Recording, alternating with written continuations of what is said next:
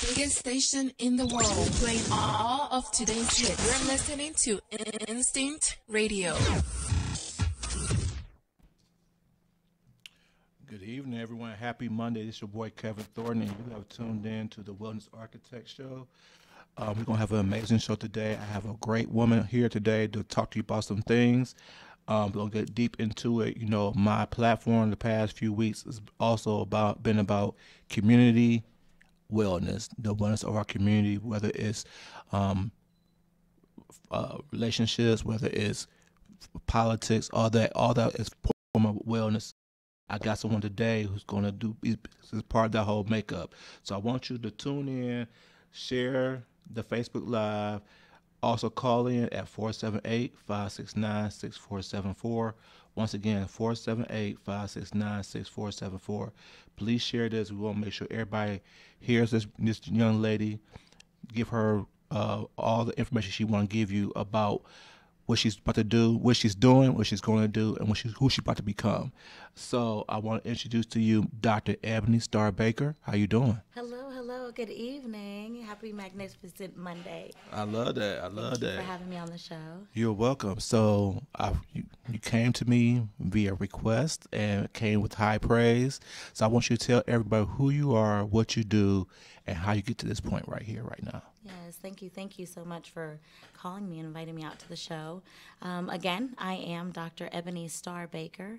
I am currently running for District 2 School Board in Douglasville, Georgia. My resume of things that I've done is my doctorate is in adult education, higher learning. Okay. I have a master's degree in psychology with a specialty in professional counseling. Okay. I have certifications in anger management, substance abuse, marriage and family therapy. So I have a private practice in Marietta where I provide counseling services for families, couples, individuals, children as well.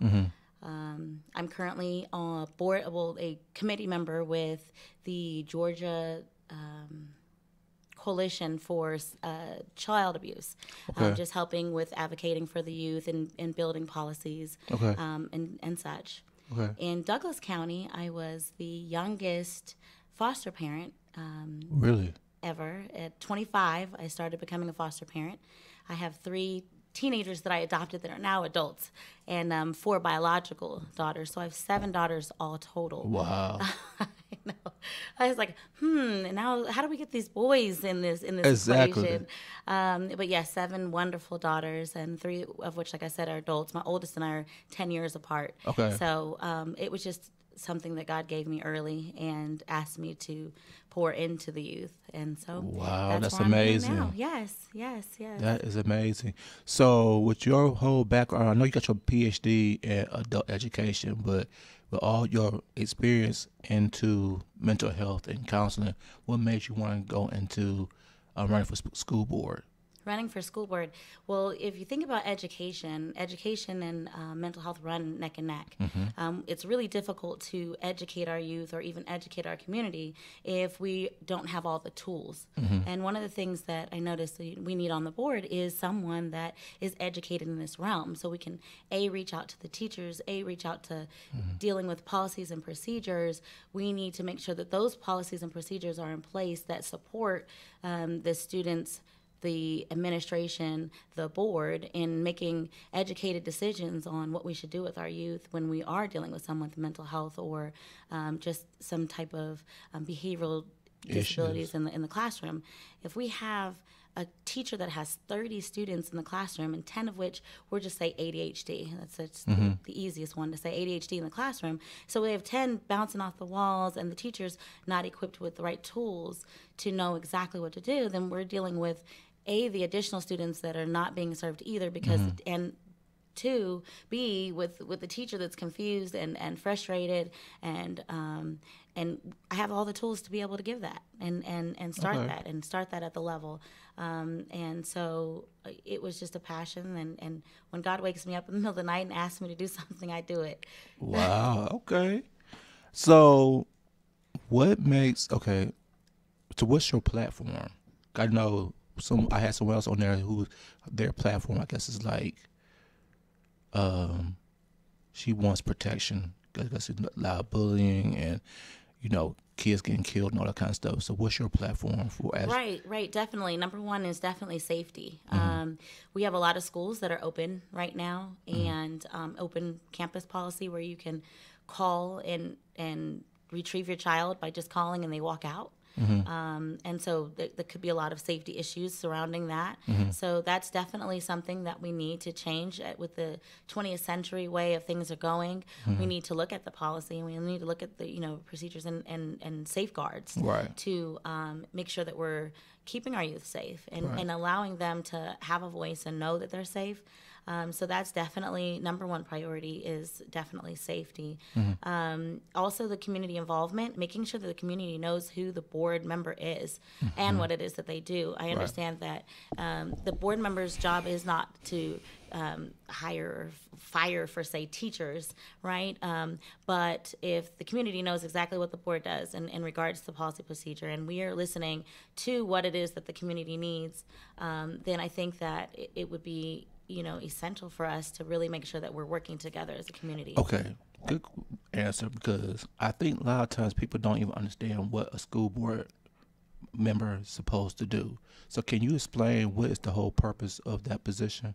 Yeah, the board makes decisions in regards to what the finances look like. So what do we do with the money?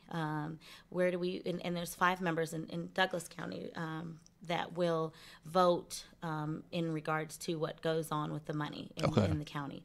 In regards to the school board. They also, there's one employee, which is the superintendent. That's it. That's the only person that they hire and make decisions in reference to is the superintendent. And then policy, making sure that policy gets out. We have awesome board members in Douglas County already that are there, that are advocating for youth even outside of that platform.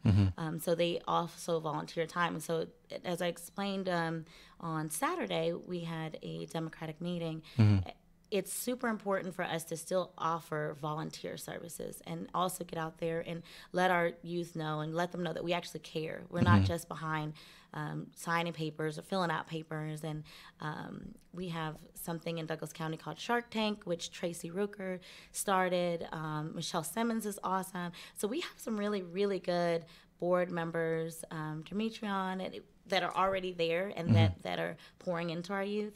And so District 2 is something that I was looking into kind of adding to and helping support them in that aspect already.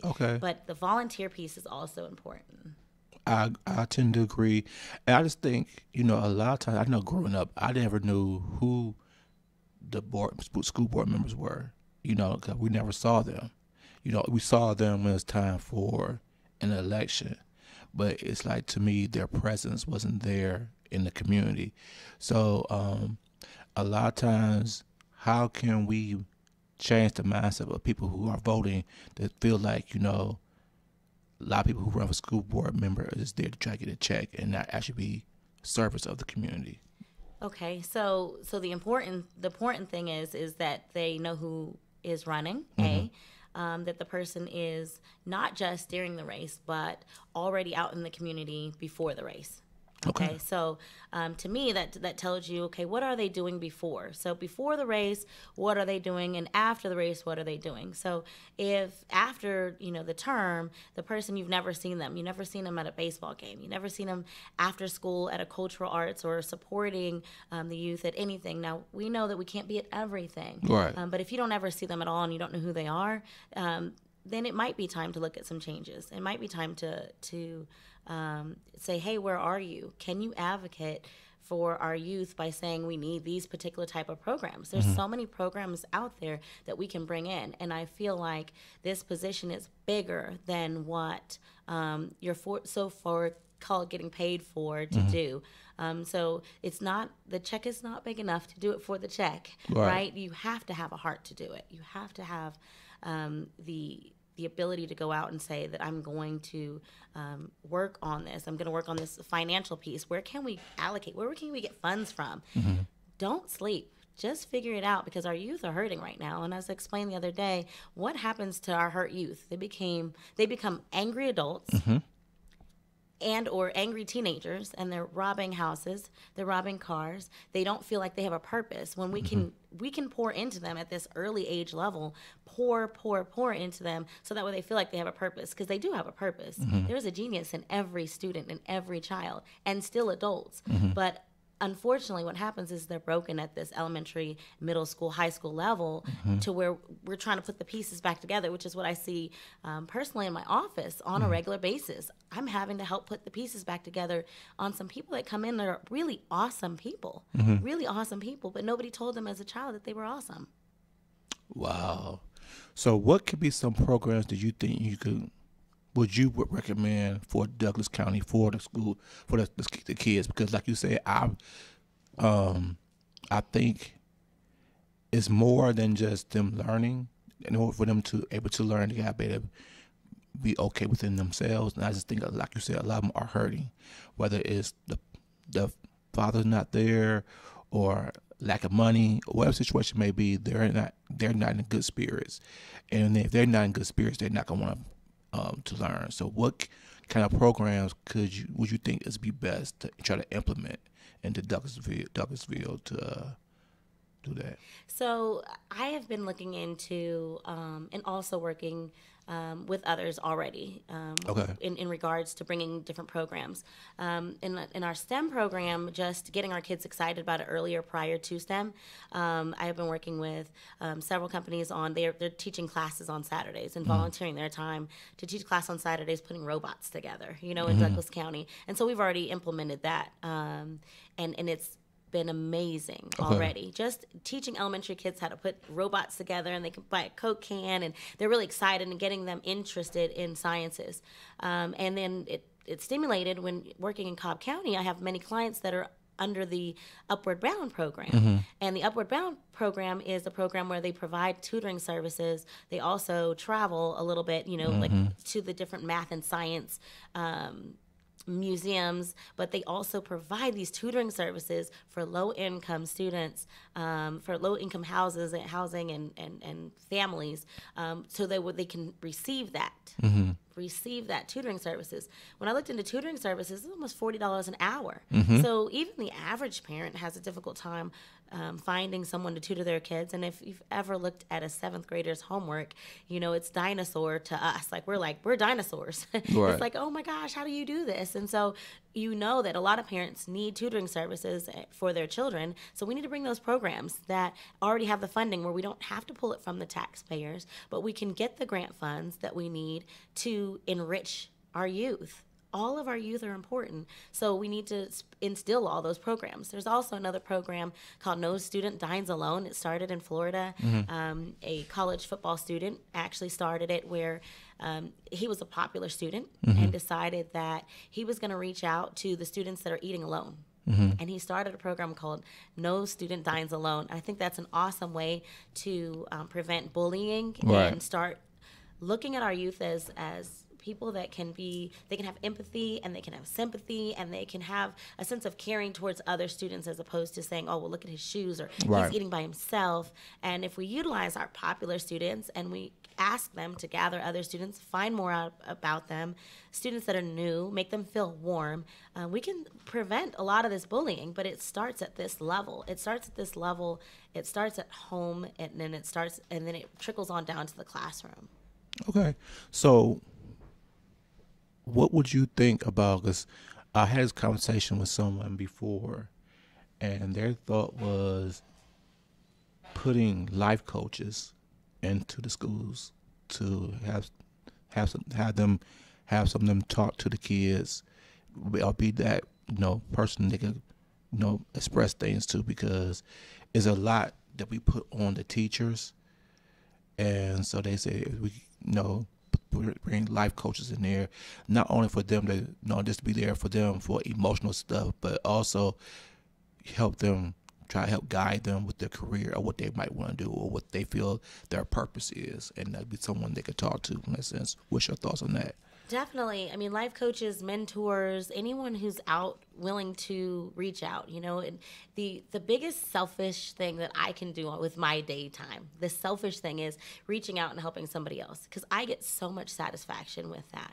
And sometimes we have to look at there's one teach one each one. You know what I mean? So it takes one person, like, here, you have a studio, you can come out and talk about what it is that you do. As a radio personality, what is it that you do? And that will change one child's life. Just doing it one time, a week, a month. And it'll allow them to see exactly, I can do more than what barriers they might feel that they, and if you think about how many adults that you have in your cell phone now, right? That you could reach out to say, you know what, you're a professional.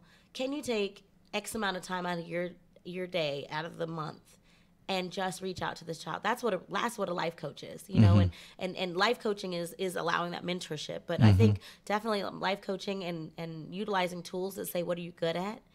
What do you like to do? Right. And building from that at an early age. Exactly. So that way they can key in on it, and actually helping the parents to say, hey, look, he's really good at art. Let's get him. I found some really cheap or free or scholarship funded art classes. Let's see if we can tap this and pull this out of him. I believe in this child. I believe we can do this. I believe that's what I meant by that community involvement on my platform is big, is making sure that we are still working through this village.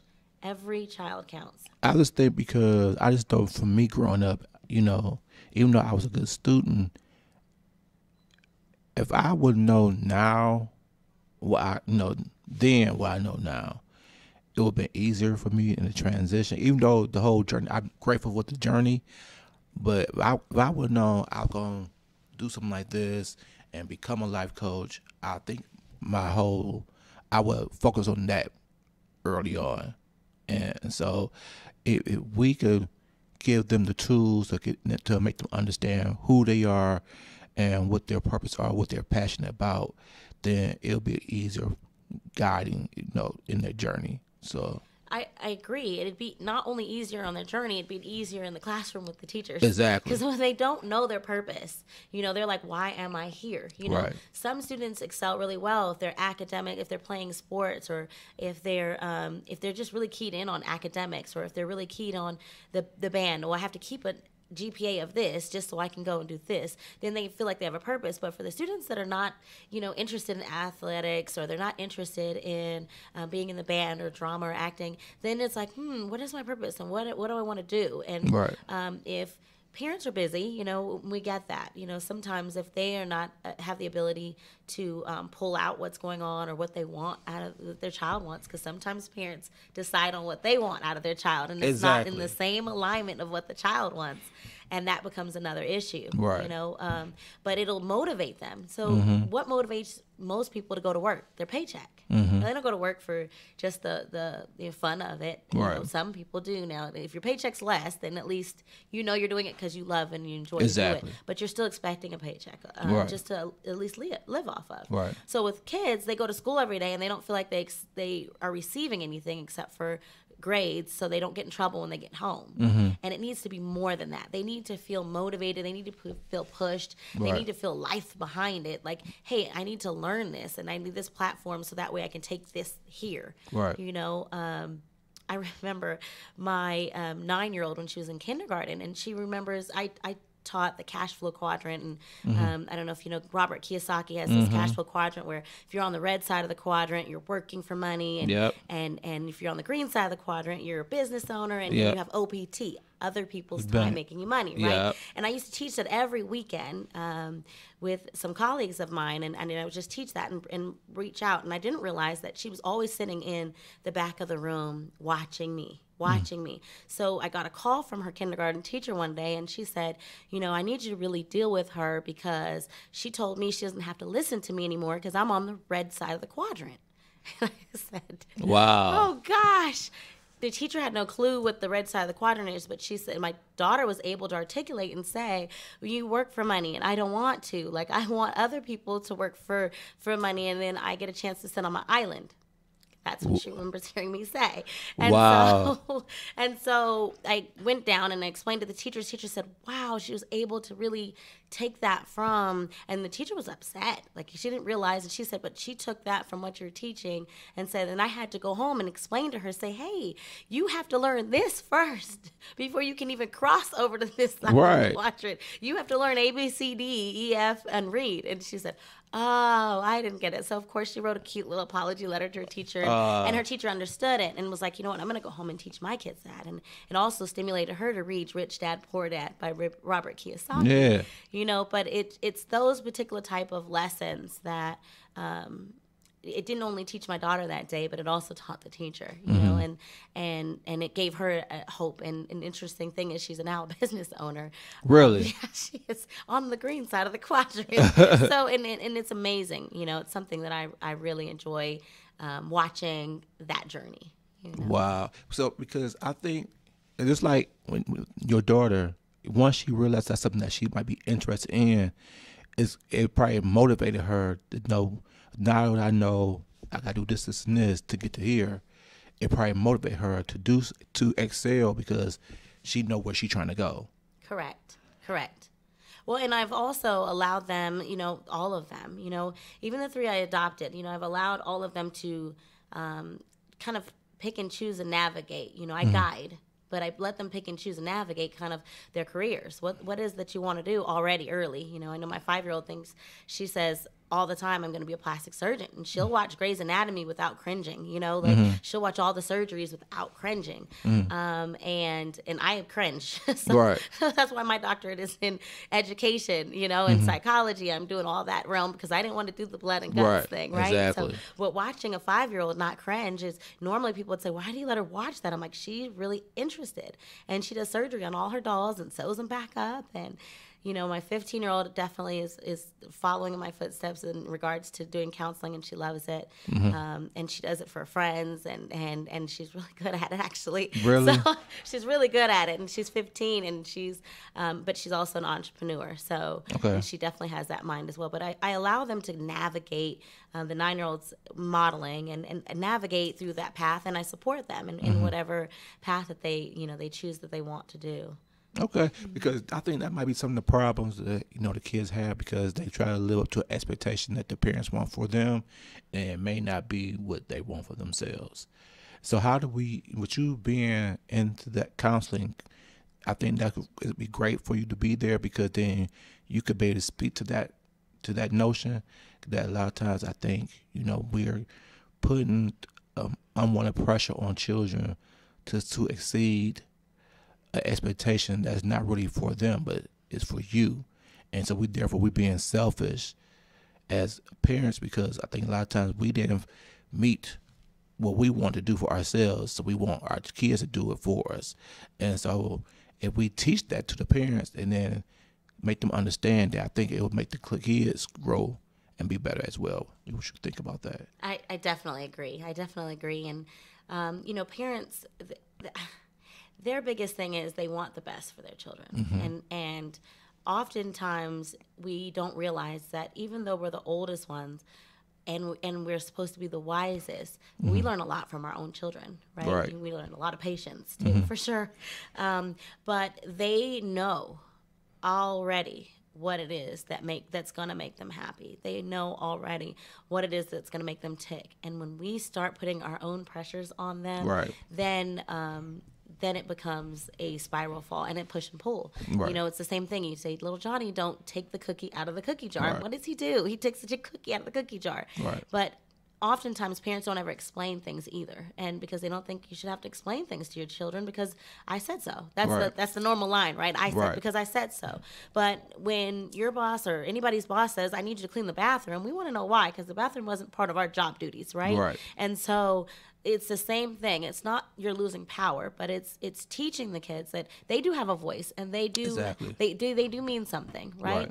And so saying, okay, well, what is it that you want to do? And don't keep telling them that they're going to be a starving artist, because then you've backtracked them several years of them trying to do something that they don't want to do, so they can become a doctor and a lawyer, and it makes you feel proud because you can say, hey, my child's a doctor and they're a lawyer, but they're depressed and they're sad, and they're overeating, and they're overworking, they're not sleeping, and they have anxiety just going into surgeries because it wasn't something that they want to do, but they really wanted to just draw all day and be a Picasso, you know, and that's not a far-fetched dream, you know. That's not reality. Is truly mediocrity. Exactly. Reality is truly mediocrity. When you are saying be realistic to someone, that's asking them to be a B student. When you're saying that to them, that's mediocrity. We want them to achieve beyond that. We want them to achieve their genius. Exactly, and to achieve that, it's guys, you have to expand outside the box that we tend to put people in, and say, if you stay within this box, then you will be successful. But the true greatness is outside the box, and standing on top of the box, jumping on other boxes, right? Exactly. So, yes. Exactly. So painting the box. I like that. Paint it. Because I think a lot of times we focus on money.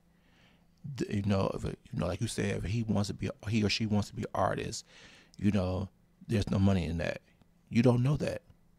You know, you could be, like you said, the next Picasso, or somebody could be a very great painter, a great sculptor. You never know. But if that's your purpose, you don't really chase the money, because if you're doing your purpose, the money's going to end up chasing you. Correct. So yes. So if you're in your purpose, the money chases you. You are the money magnet. Right. And any of my clients will tell you that I will tell them all the time, money magnet, money magnet. You don't have to chase money. You don't have to be a paper chaser per se. You can be a money magnet, but if you're doing your purpose, because your wealth comes from your true happiness, your inner happiness. You know, if you can go home and say, I'm going to stay alive for the next 80 years because I'm not stressed out, I'm not putting toxins in my body. Not talking about diet. We're talking about toxins in the body from the way you think. Absolutely. The way you think. Right? So the way we think can be so toxic. Even playing around. When parents play around and say, oh, little Johnny is bad. And I'm using Johnny because it's my husband's name. So it just makes it a neutral name. Little Johnny's bad. You know, you're promoting and you're putting in him early on at an early age that he's bad. So how can he ever reach the potential of being great if you already, as a parent, are tearing him down and saying he's bad? Right. Excellent. So what would you bring to the position that others will not? Well, I would definitely bring my knowledge and education behind what it is I do every day. And I work with people every day. I'm a team player. So if I'm working with people on how to build themselves up, why not stand at the top of this board level, on top of this box, which is the board level, and help them develop the 20th century guidelines and procedures and where our funds really should go. Our funds really should go based on the 20th century kids. We can't keep doing it the 19th century way. We have to do it the 20th century. You know, we're being outbeat by social media with our youth in the classroom. They're not interested in what we're doing because we're still doing it the 19th century way, and they're like, we've surpassed that. We put parental locks on it, and they know how to break them. You know, so and that's happening at the school level. And what happens is we're losing a lot of our youth. We're losing them, and they have so much potential to tap into their genius. And the parents can still say, "I'm proud of my little Picasso or my little Mozart." You know, so we don't have to say that they're starving artists, because then you're still promoting that, and then it takes them forever to get to the point where they can still eat, because they are still in that box way of thinking and saying, you know what, I'm going to keep promoting this negativity that was instilled in me. Let go and release that negativity and go to a positive level no matter what someone else is telling you. And I urge adults to still do that. Like, tap into your inner genius. Tap into your I call it Peter Pan movement, right? Now, what is that? Your Peter Pan movement is your free wild child. You know, when we start off with this small, we're as adults, we're the small circle. But when we start off as children, we have this big big, wild dreams. I'm going to be a firefighter. I'm going to fly on private jets. I'm going to have a yacht. And then reality hits and you have one child or one bill comes in and you realize that you've graduated from school and things didn't work out the way you expected it to. And so, okay, I'm just going to go ahead and just work this.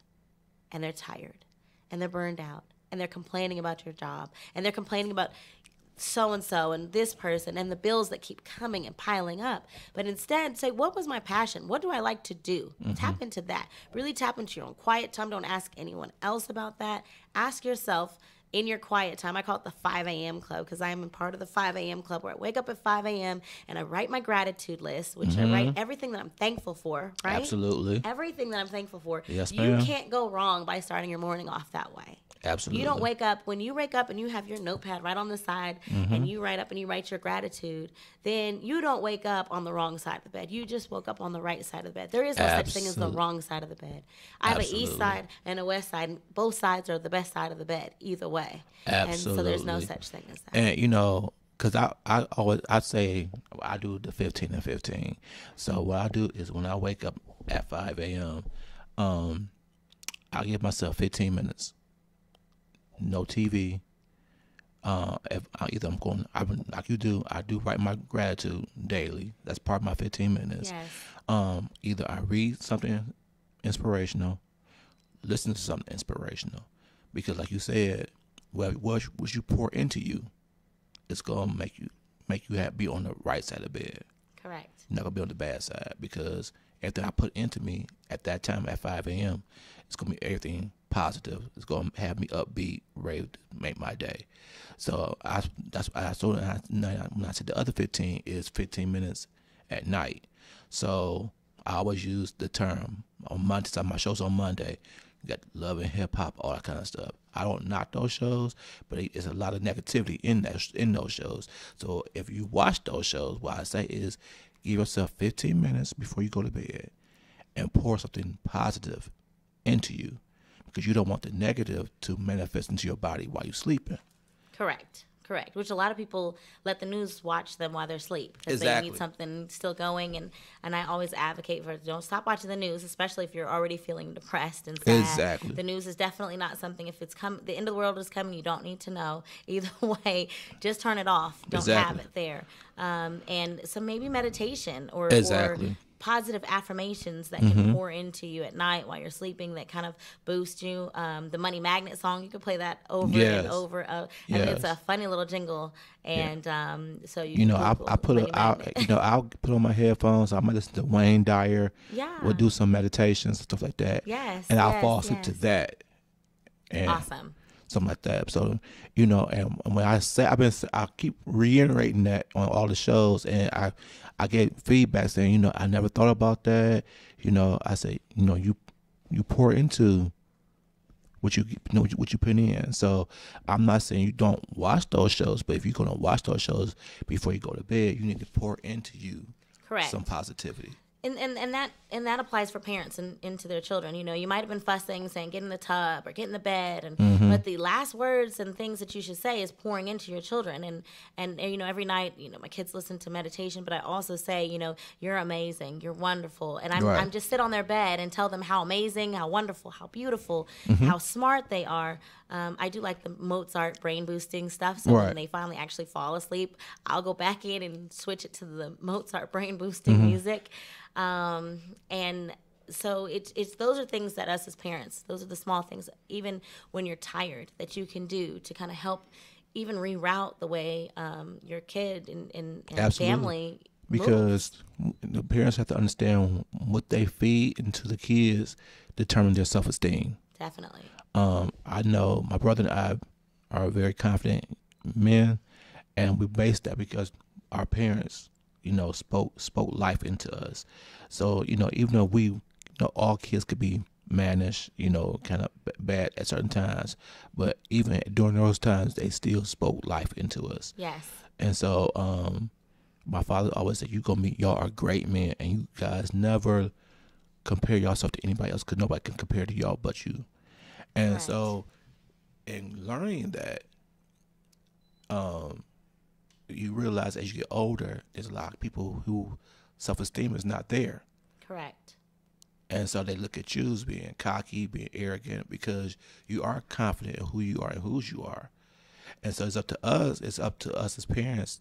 Really now, as you know, being older, I try to speak life to everybody because I want people to understand the greatness within them, because a lot of people just don't have it. And so it's up to us, you and I, be responsibility to speak life to people, because I just don't think people really know the greatness they have in you. Correct. And so I think with you being a mental therapist and coach, counseling, that would be great, because you understand not just from the educational standpoint, but you understand from an emotional standpoint what these kids need. Correct. I taught at the collegiate level for many years. At Clark Atlanta, I was an adjunct professor for I think it's 7 or 8 years. Okay. I was at Clark Atlanta, which is my alumni as Okay. well. Clark Atlanta University. And one of the things I noticed is that there's students that you can tell the difference between like our straight A students that came over and went to college, and you can tell when the parents have hovered over them. I call them parent hovers, right? The parent drones, and you can tell because they had great grades when their parents were the drone. But when the parents were no longer droning them, right, or standing over them, telling them, "Did you do your homework? Did you finish your homework? Let me check your homework." And they were off to college on their own, they didn't thrive very well. And so what I always urge parents to do and with their children is when they get to a certain point, like junior year, stop hovering and see how well they do. Stop asking about their grades and say, hey, I'm going to let you be accountable, because at this moving forward, it's going to be your life that's important. How you move your life is going to be important, and I can't hover over you. Otherwise, it's going to be a lot of damage control as you get 18, 19 for you to figure out how to do it without me. And so I'm going to prepare you and kind of wean you early on how to do those things. Okay. And so if you feel like doing your homework with the TV on and it still works for you, do your homework with the TV on. But if it affects your grades, then it affects your grades. But ultimately, at the end of the day, it's how you eat. My 15-year-old, she's super great student, and she's an athlete, and she's being scouted by several colleges already, and she's a sophomore. Her best friend is in middle school, was already scouted by TSU. So and she's just surrounded by some really great girls. And one day she was like, well, fine, I'll just quit school, just kind of messing around with me. And I said, that won't bother me. And I said, but remember that you like going on Disney cruises.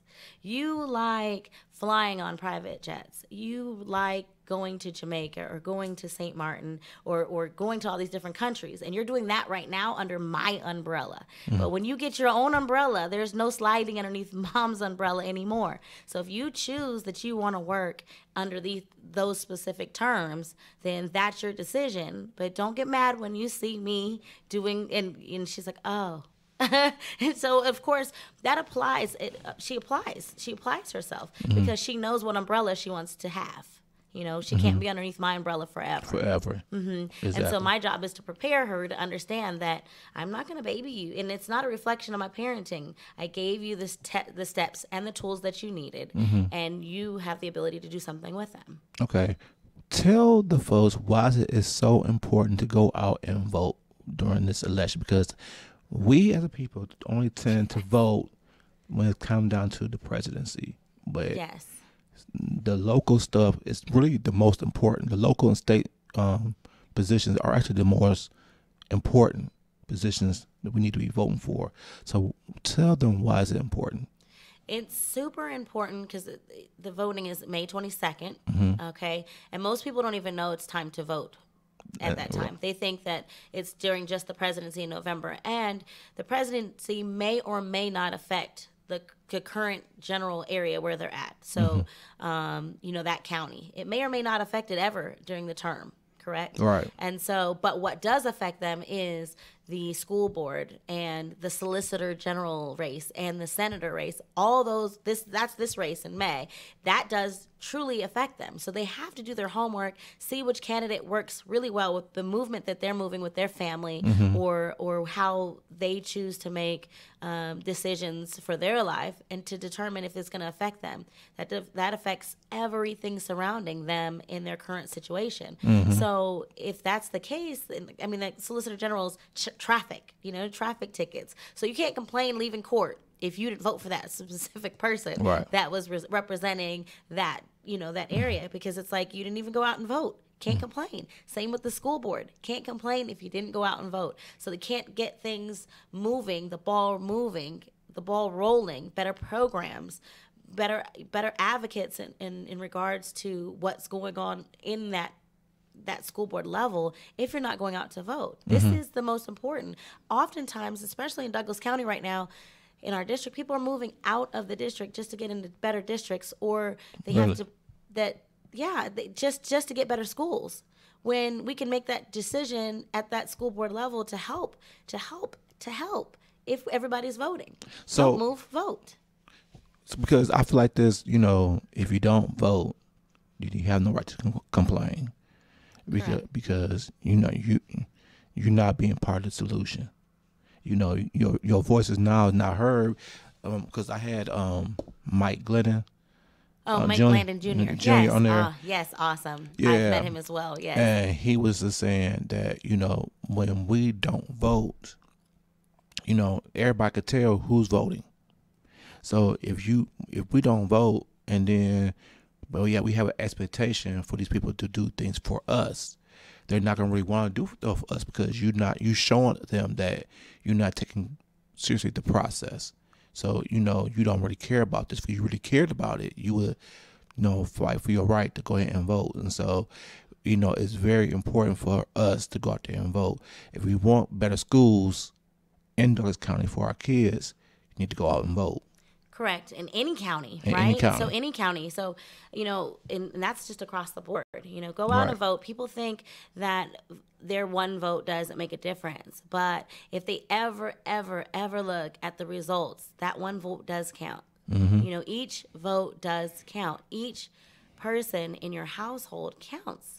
And 17 and a half, they can register to vote. And right now, if you're not registered to vote, April 24th is the last day to register to vote. Reach out. If you don't know the process, just reach out. They can go to my website. They can call you up and send an email. Reach out to your local voting board. I'm really intrigued because the whole sense of wellness, and I think mental health is so taboo with us in the Black community. Whether it's being diagnosed as being depressed, the fact that we have to go see a counselor or a therapist, everybody was saying, I got Jesus. All that kind of stuff. And I think, why do you think we have such a hard time dealing with mental health? I think that most people think it's like the negative stigma, like behind it. Like you're laying on a couch and the counselor already appears to have some type of judgmental view, or and it's the total opposite, And I have several clients that come in really scared. I didn't tell my family members I was coming in, but I needed to do something different. And then when they finally told their family members, and they finally came out, and they were like, what happened to you? And they're like, I went to counseling. This really changed. And it's not just African American. It's culturally across the board a lot, just being taboo. People put a negative stigma, and then the movies don't help either. Right. So what was that last movie that they just did? And I was like, this sets people back. The one with what was that last movie? What? Get Out. Yes. And so those particular things, that is not what a therapist does, right? So and so that's what people are thinking, that they're going to hypnotize them and let them sit on their couch, and they're going to change them into some type of zombie or something and steal their parts, So that is not what mental health is about, and it's not what counseling is about either. So, and you don't have to be, what the taboo is, that you have to be crazy to go see a therapist. And nobody's crazy. Most people are just misunderstood. Right. And I'd rather be on the crazy end than the normal end, because that means I'm in a herd of sheep. Exactly. We're built to stand out. We're all built to stand out. I just think a lot of times, whether it's seeing a counselor or therapist or even a life coach, I think people come with the misconception that we're going to do all the work for them. But it's a lot of inner work they have to do. And I think sometimes they are fearful of dealing with the inner demon they have to deal with in themselves. So how do you deal with that? Well, I mean, it's like what we would say Michael Jackson said, like, deal with the man in the mirror. And, you know, some people are easier to deal with it because they're like, well, you know, I've been doing it my way all this time and I'm not getting any results. So I'm going to work this. I'm going to work this program. I'm going to work what it is that you're asking me to do. And I guide them through that path of, it's not going to be easy, but the thing is, you're not alone. I'm right here with you. You come back next week and we're going to work through exactly what it is that you went through. But at the end result is lifting off the burden and lifting off the heavy shoulders that they're already feeling. Most people die between Sunday evening and Saturday of heart attacks. Really? Heart attacks before the Monday work week will even start. Because the stress, the anxiety, the ability to just die, because it's better to die, and a lot of times people are feeling, than to keep living the way they're living. Right. But there's a way to come through that, right. And you have to reach out, and you have to step out, and you have to stand on top of the box. You have to paint the box. You have to say, you know what? I don't care what you say. You know, I'm going to try this. I'm going to do this. I want something different for myself, for my family, for my children, for anything. I just want to do something different. And same thing when you get on an airplane. What do they say? You know, if the air pressure drops in the cabin, put the mask on yourself first, right, before you can help your child or the elderly, because if you're suffocating and dying, you can't help them. Absolutely. I tell that to people all the time, whether I coach them, you know, as a life coach or holistic health coach. You know, if you're neglecting yourself health-wise, you're not helping anybody else out, because, you know, how can you be the best mother, daughter, auntie, friend that you could be if you're not taking care of yourself, you're not being the best version of you? Right. And what I hear all the time is, well, my kids don't see that. I'm always smiling around them. I cook their dinner and I'm happy and I play it off. And then I go into the bedroom and I'm sad and I cry or whatever. But the biggest thing I want people to understand is kids are very intuitive. And they're still very connected to their parents, just as you are connected to them. Like, you can feel something's wrong when they're trying to play it off as well. And being that they're that connected, regardless if you're playing it off, or you're acting for them, they feel it, they know it. And oftentimes I get that all the time when they're in my office and the students or clients are coming in and they're saying, you know, I really wish my parents would just get divorced, because they argue so much and they think we don't hear it, or they don't think we know that they are at each other's throats. And that's what's causing the child to feel depressed. The child doesn't talk, and then the parents don't talk. So they come in the office and they tell me what's going on, and we work together on getting through those solutions. And it's like, you brought the child in for counseling for them, but I think you guys need marital counseling as well, and we need to work through that as well. And so once we get through I call it the infection piece, then you can put a Band-Aid on it to heal. But most people put a Band-Aid on it, and there's an infection underneath the Band-Aid. Exactly. You know? So what did you do for the people who read all the self-help books and by reading know what they need to do, but they don't do it? And so they still at that same space. How, you know, from a counselor's perspective, what do you do, or what do you recommend to them? I mean, if they come into the office and they're coming in for like a counseling session at that time to say, look, I've read this and I've read this and I've read that. And I'm like, well, how much of that are you actually applying to your life? It's great to have knowledge, but are you applying any of that knowledge to any portion of your life? And when they say no, then I would say, okay, we'll leave out and go apply it and come back the next week. Simple as that. And of course, I would give them, you know, tangible ways to apply it too, because sometimes we can read stuff and we don't comprehend it, and it's not until we have an accountability partner that helps us push us through that. So accountability partners are super helpful, and that's where I'm there. I'm there to be an accountability partner for them as well, and to support them and guide them through with a non-judgmental. I was raised by two awesome parents that really taught me how to really be so open and not judge others. And it is also the godliest way, you know, and when you're following Jesus was playing in the trenches and helping people get jobs, helping prostitutes get jobs, and really just pouring love. And that is what people need. And when they come into my office, that's what I give them. I give them that exact thing.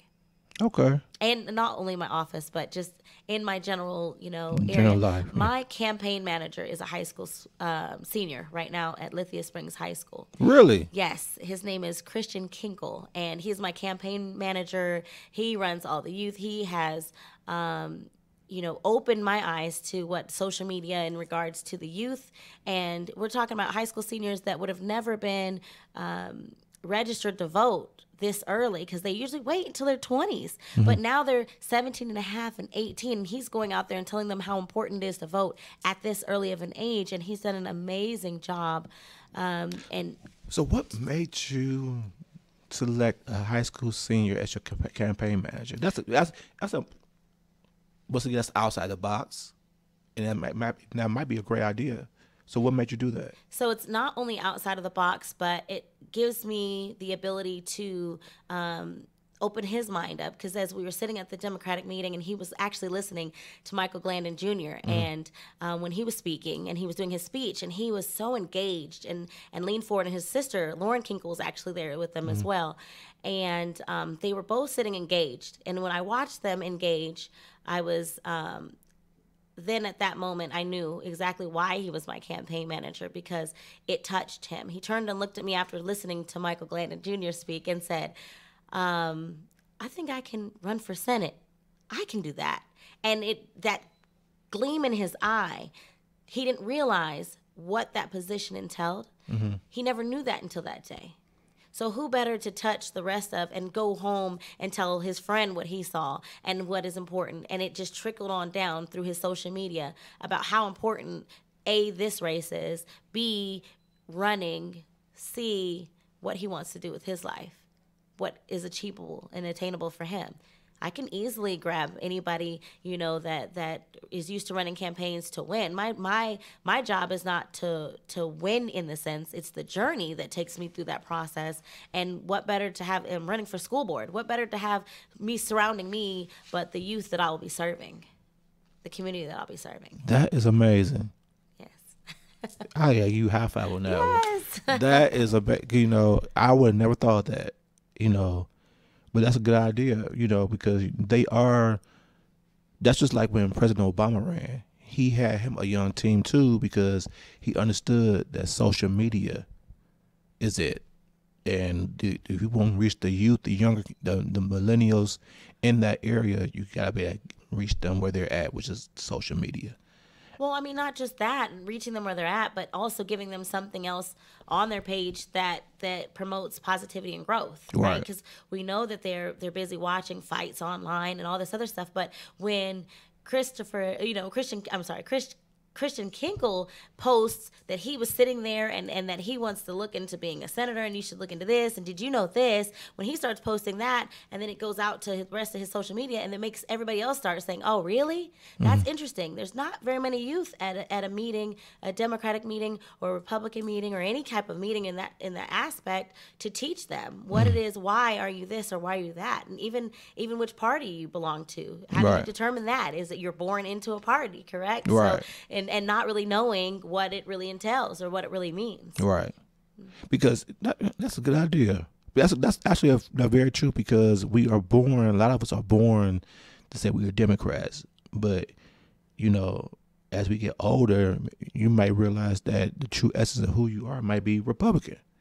But I think a lot of times we are scared to be our true selves because, if we say I'm Republican, most people who are black will say, no, we're all Democrats. And so why is that? Why do they do that?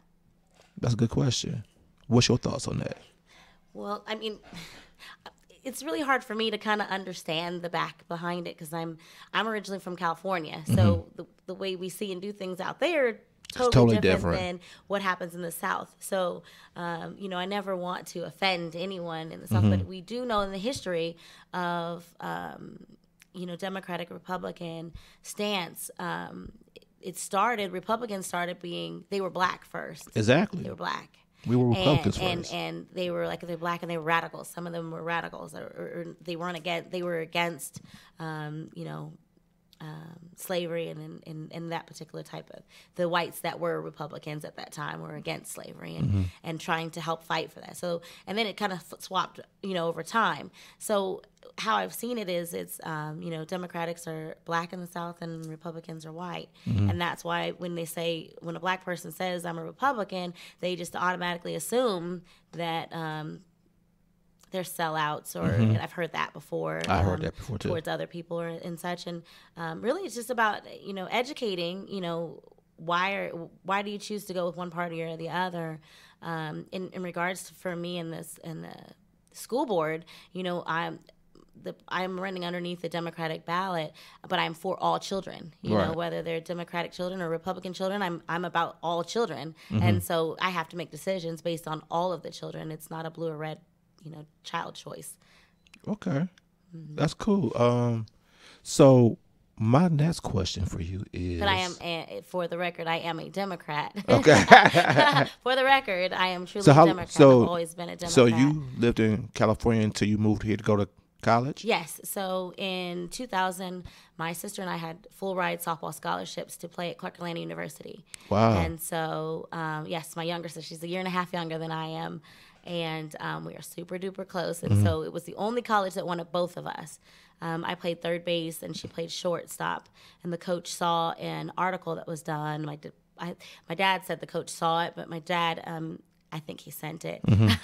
Still, the rumor is that he sent the article to the college because he really wanted us at Clark Atlanta. And the coach said, "Hey, I can take both your daughters. Do either one of them pitch?" And he said, "I only have one spot for one infielder as far in regards to the scholarship money and one pitcher."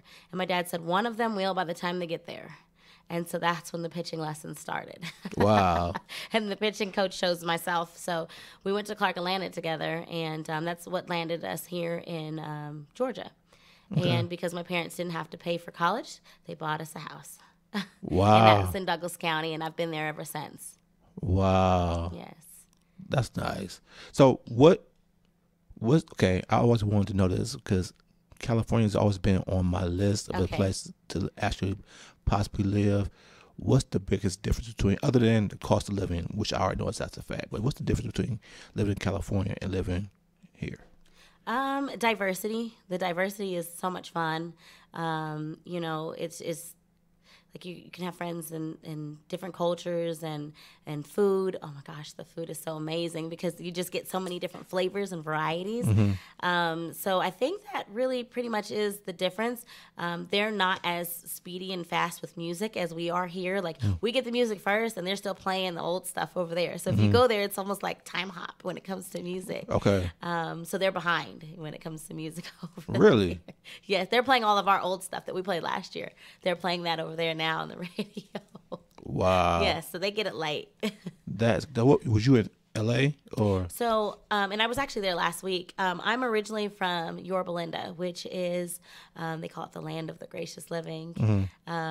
It's in Orange County, so it's in between LA and San Diego. So it's in between there. And Yorba Linda is where they actually buried Richard Nixon. Richard Nixon's library is right there. Yes. Okay. So do you miss it? I miss it. I definitely do. Well, like I said, I went back last week, so I got my California fix and In-N-Out Burger because we really love In-N-Out Burger. So if they could bring the chain of In-N-Out Burger here, it would be amazing. And I think we ate that. We were there for 12 days. I think we had it at least 11 times while we were there. That was how much. Yeah. So I think I miss the weather and I miss the fruit trees. Going in the backyard and just being able to pick oranges or lemons off the tree is amazing. And so I miss those things. But the South is where I planted myself. I enjoy it. I enjoy the ability to grow and the diversity movement. I have not had any issues. And I guess that's just because I already come with an optimistic, open mind. And I love all people. I just aspire to work the way Jesus worked, work the way Gandhi worked, work the way, Muhammad Ali. Everybody that's promoted any type of positivity and love, and even, you know, Michael Jackson and Whitney Houston, the things, some of the stuff that they've done just to promote love. You know, I aspire to keep pushing that movement. And so I love the South as well. So I'm at a cross. I can vacation in California, but I have to plant myself here. All right. I Yes, like that. my children will be raised here. Okay. Definitely. That's cool. That is cool. So what do you feel is needed outside what your platform for Douglas County to be great with their schools? Because you said a lot of people are moving out of the county to go so they can go to better schools. What do you think is needed there so they won't do that? Well, I think that they need somebody that they can trust, and that somebody that's accountable and dependable, somebody that they know will be there and listen to them. Even if it's something like, for instance, like with me, with this position, if it's something that I can't do, I will still take the time out to listen and to find the proper person that can do whatever it is that they're needing. So that way, oftentimes the community just feels like they failed because they're not being heard, and they're not, they're just kind of being pushed away and told to shut up in that sense, you know. And my job is to, that's what I do, you know, I listen all day. And so listen to kind of what their needs are and help move them in the right direction. I think that once people feel like they're human again, then, and that they're heard, then people will be planted where they are. I mean, don't get me wrong, there are a lot of great people that are staying, and they're backing me behind this race because they know my heart. They know my heart is in this for the youth and for the community, because remember, our youth are the ones that take care of us as they get older. So if we're not pouring into them now, could you imagine what this universe, the world, will look like if we don't? Exactly. So do they feel like that? People feel like the kids are not learning well in Douglas County, or is this? I'm trying to get clear on this. I hear this a lot, not just in Douglas County, but other places where, you know, I don't want my kids. You know, I live in DeKalb County, but I don't want them to go to any schools in DeKalb County. So I'm gonna get the apartment in Tucker, so they go to Tucker schools. And so, is it truly the schools that bad, or is this our mentality? It's just the mentality. It's not the schools at all. We have some really awesome teachers. We have some really awesome teachers, awesome administration, principals, and so I can't take away from the schools at all. They are doing their job. They're doing exactly what it is that they're supposed to do to educate our youth. It's just a matter of bridging that gap and making sure that everybody has the tools that they need, including the parents. You know, the parents working so much and not understanding what is being sent home. Like, you look at the homework and say, what is this? Every parent has done that. You know, like, I didn't do this like this, and I didn't work this formula like this. And so then it's like looking around and like, well, I can't afford, some parents, like, I can't afford $40 an hour for the tutor. You better get it right in this 1 hour. You know, like, you can't do 2 other extra hours each week. You better get it right in this hour. And it's a lot of pressure on the students, a lot of pressure on the parents for that. And so it's time to look at that community involvement piece of saying, who is good at this? Who can provide maybe, you know, volunteer services on math and tap into that, because everybody has their different types of genius. And so we can utilize a lot of volunteers and a lot of community involvement in doing that. Today, I actually met with the master gardeners in Douglas County. We have master gardeners in Douglas County. Really? And they're right near our courthouse, like right behind our courthouse. And they were talking about the resources that they need in the garden. They have everything over there, and it's amazing. Could you imagine our students that are interested in agriculture and how many of them could actually invest some of their time and going over there and helping with the master gardeners? And they are some amazing people over there. So we met with them today, and we're going to help with their event that they're having on May 5th. They're having a plant sale. And so it's great to support them, because that's the only time that they get their funding in order to build this, continue to build this awesome garden for our community. And can't you imagine how many students could benefit from that? Their volunteer hours that they need in order to get into colleges. Exactly. Some of them are already interested in playing in the dirt. You know, parents Right. are saying, stay out of the dirt. Instead of saying stay out of the dirt, send them over to our master gardeners and let them play in the dirt. You Right. know, so it's like, let's tap into that. If they're always in the dirt, if you notice that little Johnny's in the dirt, contact us. Let's get them on that master gardener plan and let's let them play in the dirt. Let's help them move some and shovel some of that stuff and really learn about some agriculture and the way we do things. Okay. So it's only one seat. So it's only one seat open right now in Douglas. That's no. I believe there's a second seat. I'm trying to think if there was a third. The seat that I'm running for is actually, there is an incumbent already there. There's someone sitting there that's been there for 8 years, I believe. So it's not an actual open seat. Are you just running? I am running. Yes. Okay. That's correct. All right. So how long? So okay, I know in the beginning you said that God put this on your spirit. So I'm very interested in that. So what was the dialogue between you and your It was meditation? more like a debate. I have friendly debates with God, and he'll wake. I understand. Oh my goodness, my 5 a.m. and I wake up and he's like, you're gonna have to do the school board thing, and I was like, oh, but I'm doing this. And, because I also have a nonprofit organization teaching middle school and high school age kids how to internationally and domestically travel. So that Really? expands their mind, right?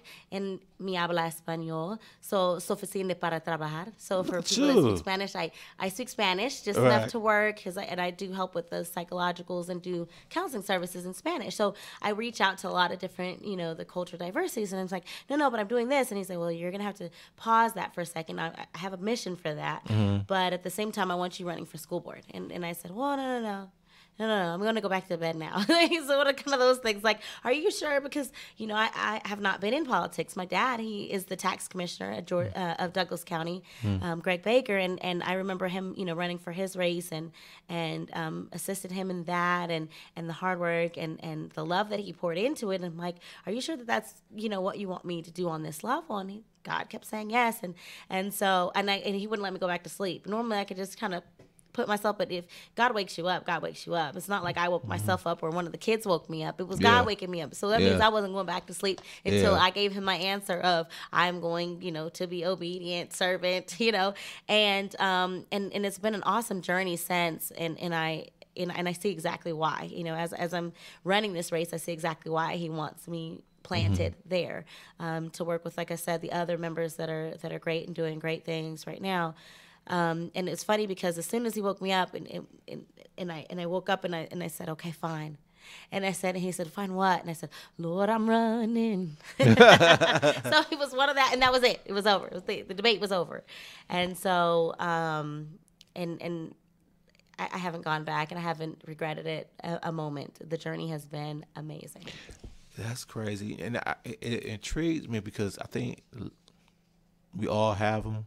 We have those conversations or those debates, and you were better than me because you were very obedient. I battled till he said, "Okay, since you don't want to do it my way, I'm gonna force you to do it my way." And I'm like, "Wow, okay." But so now that even though I reluctantly did it doing it. It's like the whole journey. I fully understand why he wanted me to do what I do, but before it was like this is not what was not me, but a lot of times he see things in us that we don't see in ourselves, or how we could affect people in a larger platform that we probably never thought about. So even though you're doing great work as a therapist, he says more I want you to do. Yes. And more I want you to affect. My cup filleth over when it comes to more that he wants me to do. And that's why people always say, how are you able to keep going? I have 4 at home still currently at home. So even though they're 7, my other 3 are older and married and have children. So I have 3 grandbabies, which is funny. I'm 37 and the 3 grandkids. I love them. They're boys. So I'm getting all my boys back through my grandsons. Exactly. So, but I have a 15, a 9, a 5, and a 1-year-old at home. Wow. And so John is amazing, and he pulls and helps, and like right now he's at a softball game right now for the 5-year-old, and I have an awesome nanny, Miss Felice, and my mom and my father help a lot. So I have a village and a million of friends that really help. But the hardest part is missing some of those games, missing the 5-year-old's game now to this show. And I missed the 15-year-old's game this past weekend, which was really already hard on me. But I know that God allowed me to have the vessel and the capacity to do that. And my children are very understanding and very supportive, that they understand to share, and that it's not to be selfish in this situation of I have to have mommy here. Because, I spent my 12 days with them, and I said, hey, look, after these 12 days, I can hit the ground running, because, there are other children out there that are going to need me to make decisions on their behalf. And so they understood that. And so when people say, how are you able to do that? It's not me. It's truly God, because I would not, as a human in this human vessel, would not be able to do it without him pushing me, and knowing that I can do all things through him.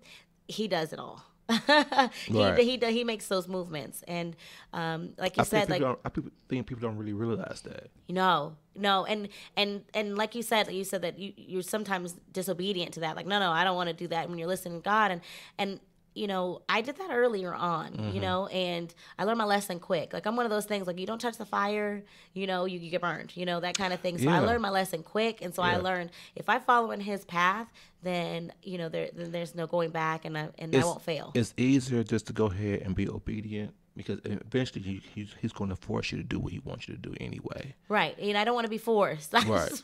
The path of less resistance is better. You don't want to be in the resistance path. If you're in that path, then you're getting more of the negativity. You're getting more. But if you're in his path, and it's like the path of less resistance is where you want to be. You don't want to be in resistance. Right. And that's the hardest path. And that's the path where you're going in potholes. And that's the running joke right now. But the potholes, you're falling in potholes, and it's not a smooth ride. But when you are following your true path, it's a lot smoother in the journey of understanding. Even when you might hit a speed bump, it's still smooth, because you're like, oh, it was a speed bump. No big deal. You know, and I'll just get my tires rotated. Right. and which for me is like, prayer, meditation, and this one spa day. Exactly. So, and still spending time and making sure that, I'm rejuvenated. And remember, if you're running off of, God's notion, then you don't ever run out of energy. Right. So, okay, I heard you do a spa day, and you're talking about rejuvenating yourself. Explain to people why it's important to do self-care. Well, again, we were talking about the airplane thing, and you're putting the mask over, your mouth first before you put it over anybody else's.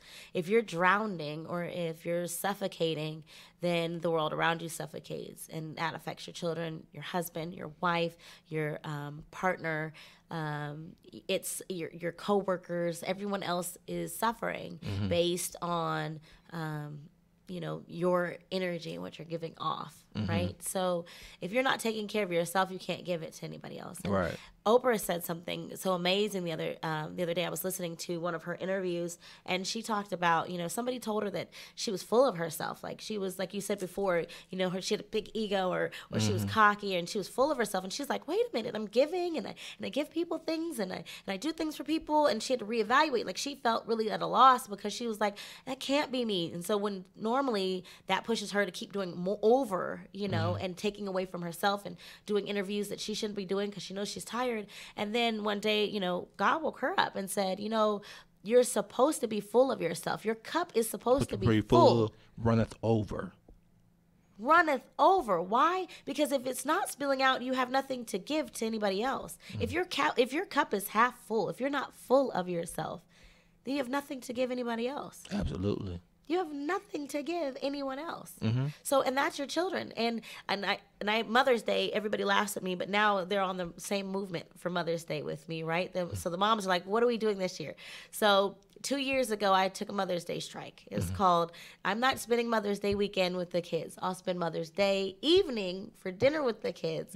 But that weekend, I'm going to sit on the beach and I'm going to do what I want to do without any kids. Because usually if you're on the beach with kids, if anybody with mother, you're up, you're looking around, you're making sure that they're, not swallowing sand. You're making sure the tide is not taking them away. So you really don't get a chance to relax on the beach. Even if you have your partner there, your husband, wife, you still just can't.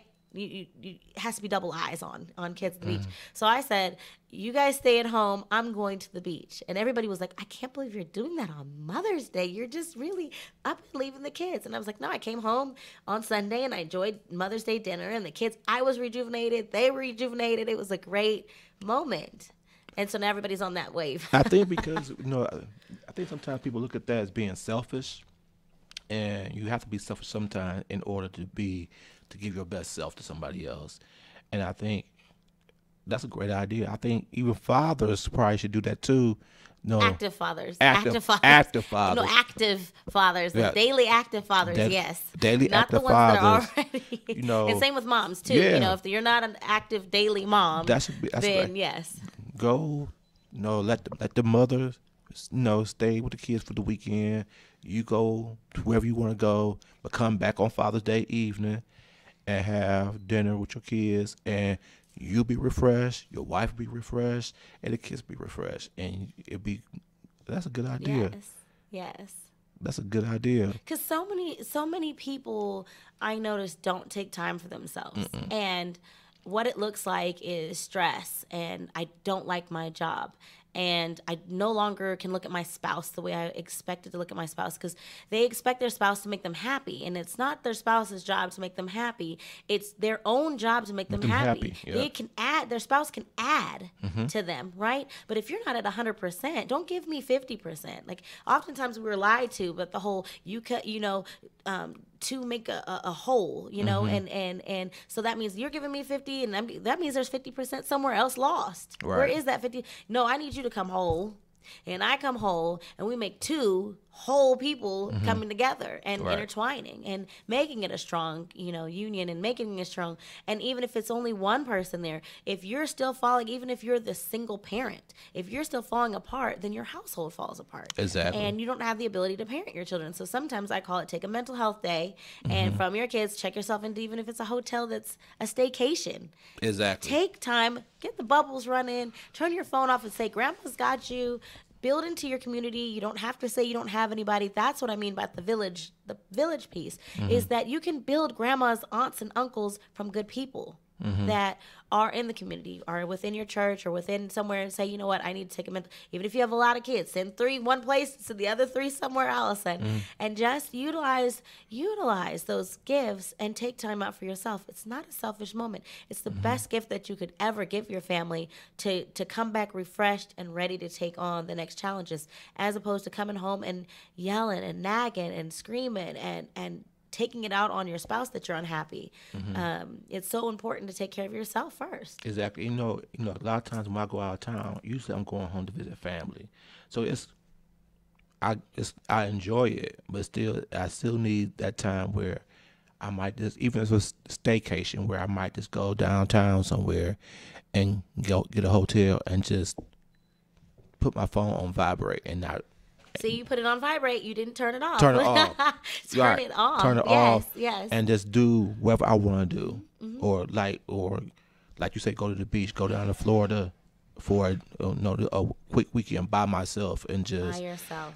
Take a book, or listen to podcasts, whatever I want to do, just to relax, rejuvenate myself, and then come back.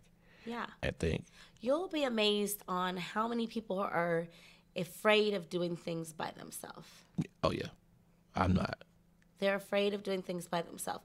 And that's another point of looking at the man in the mirror. Even if you can start off on small things. I used to, when I was at Clark Atlanta, and we had different, activities, and I would always make them take it themselves on a date. When you're looking at self, when you're dealing with psychology, you have to look at the self, right? Yep. So take yourself out on a date. You cannot You Yep. cannot even have your phone, Nope. get dressed up, take yourself to a fancy dinner. It's Yep. just you and the dinner, and then they had to write about it, Yep. right? And so when they wrote about it, and I think I still have some of those.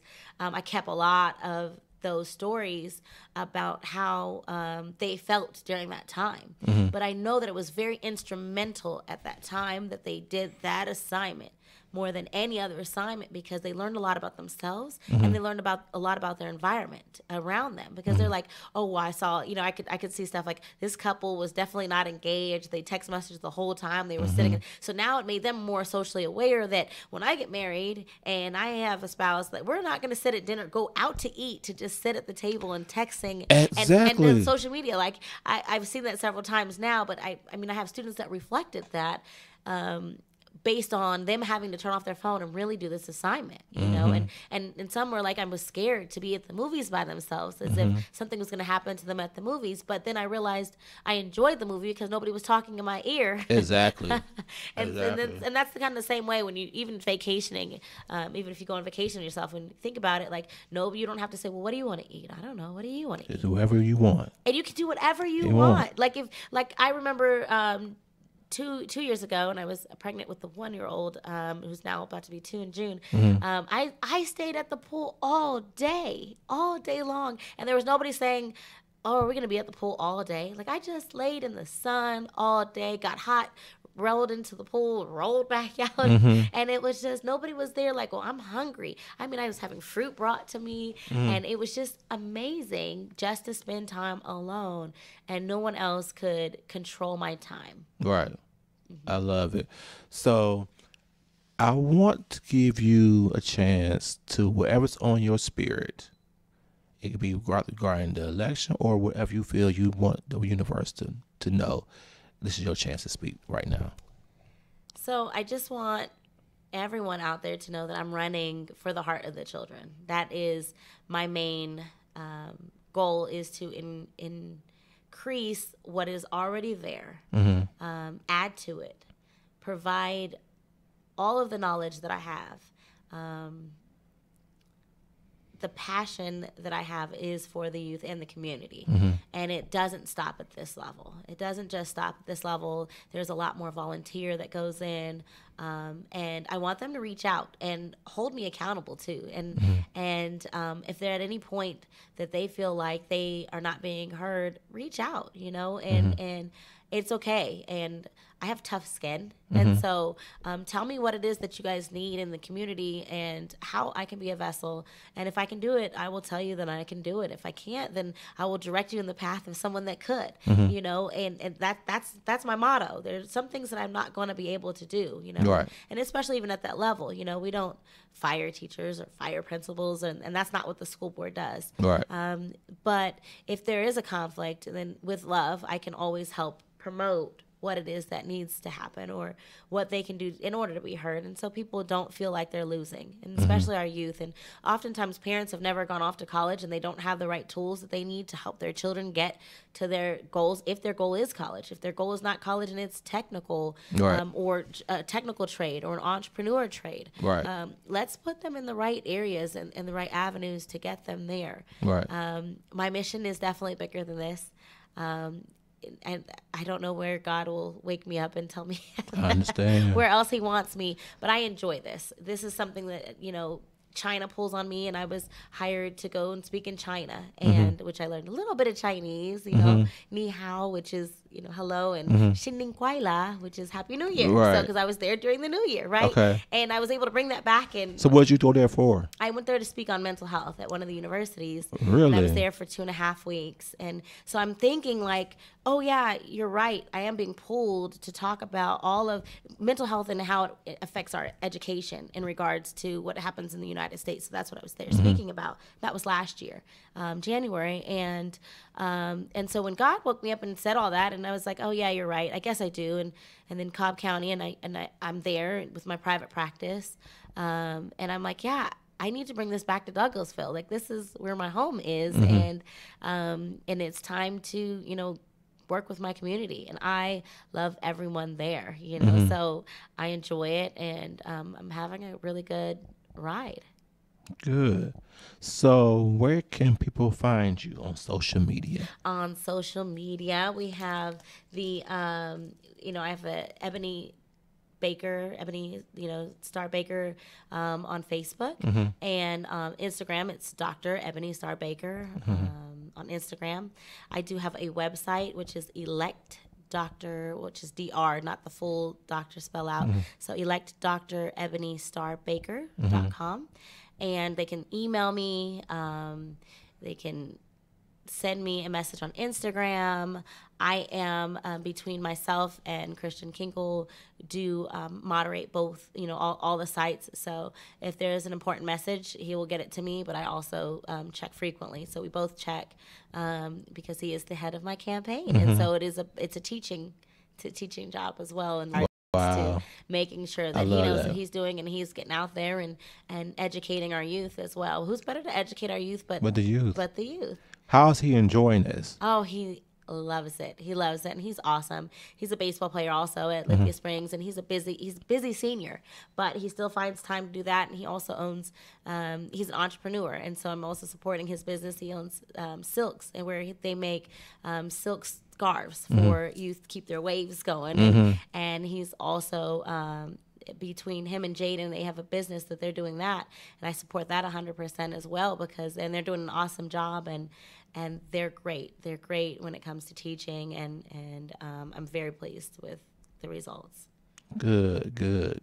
So I am grateful for you to be here today. Thank you. Not only for what you're going to do for the school board of Douglas County, but what you're doing in the community as well. I think if everyone go out with the gift of love like you're doing, and knowing that it's more than just us, that we got to be the vessel for everybody else, that we'll be a better community, more of a whole wellness community, because I think that there's a lack of love that is needed, and a lot of people, kids and adults, are hurting. Right, correct. And so if we spread love like you're doing, volunteering with your private practice, me doing this show, if we spread the love, spread the positive energy, then in tune we could create a better community. And change is necessary. Yes, ma'am. Oftentimes we're afraid to change. A lot of times people are afraid to change. And for me, it's like I'm afraid to be stagnant. If I'm not learning something, and if I'm not promoting something or putting something, laying those seeds and those foundations, that's what I would be more afraid of, as opposed to the change. One of the things that we don't have in our household, and people are like, well, how is that? Like, they say, how are you able to take your kids on vacation? You have so many, And I say, well, we don't have cable at the house. Right. And they were like, what? I'm like, we don't have cable at the house. Well, why not? And I'm like, cable is $3,600 a year. People don't add up the whole amount, It ends up being like $3,600 a year to watch other people live their dreams. Right. And they're not living theirs. And so what happens is, and which we're seeing also in our social media, is that our kids are watching social media saying, oh, I wish I could live that life.